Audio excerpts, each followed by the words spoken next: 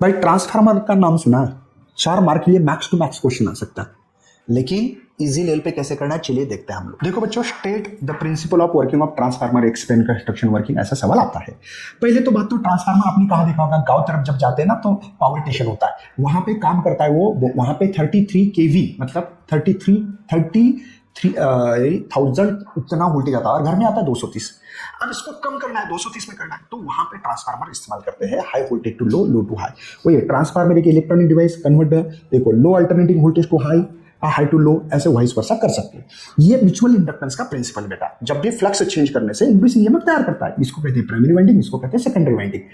यहाँ पे current flow होने से ये मैग्नेटिक फील्ड तैयार करता है, ऐसे पता है ना, और इसके अंदर जाके इंड्यूस ईएमएफ तैयार करता है।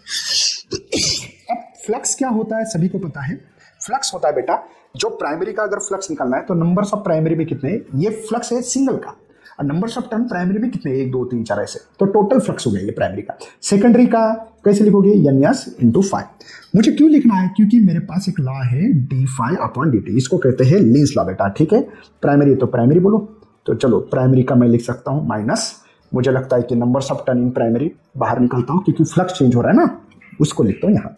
जैसे सेकेंडरी में सेम लिखना पड़ेगा एस, ठीक है बेटा, D phi upon D T. कुछ नहीं बेटा, इस फ्लक्स की वैल्यू डाल के कर रहा हूँ। ये इक्वेशन 1 है, ये 2 है। चलो हम सेकंड बाय फर्स्ट करते हैं, सेकंड बाय फर्स्ट, तो यहाँ पे एस और यहाँ पे एन पी, और ये है हमारे पास D phi upon D T, और यहाँ पे भी है D phi upon D T. ये सेम होने से कट हो जाएगा, माइनस माइनस प्लस हो जाएगा, तो S by E P, S by N P, समझा। अब मुझे यहाँ पे एक फार्मूला पता है, इनपुट पावर जितना होगा, input power is equal to output power. Input power E I होता है, यहाँ पे भी ई आई ही होता है, बट प्राइमरी है तो प्राइमरी में पी, सेकेंडरी में यस। मुझे चाहिए ई एस बाई ई पी, क्यों, ये रेशियो लिखा है ना इधर, इसलिए, तो ये I P upon I S. चलो ये वैल्यू इस इक्वेशन 3 में पुटअप कर रहा हूँ, पुट इक्वेशन 3। चलो करो बोला, E S by E P, N S by N P, और करंट इनवर्स जैसे लग रहा है ना, देखो आई एस, ये इसी को टर्न रेशियो कहते हैं।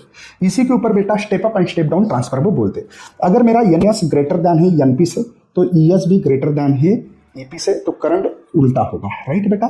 तो ये है स्टेप अप, क्योंकि नंबर्स ऑफ टर्न प्राइमरी के कम और सेकेंडरी के ज्यादा होते हैं, इसको स्टेप अप बोलते हैं, स्टेप अप।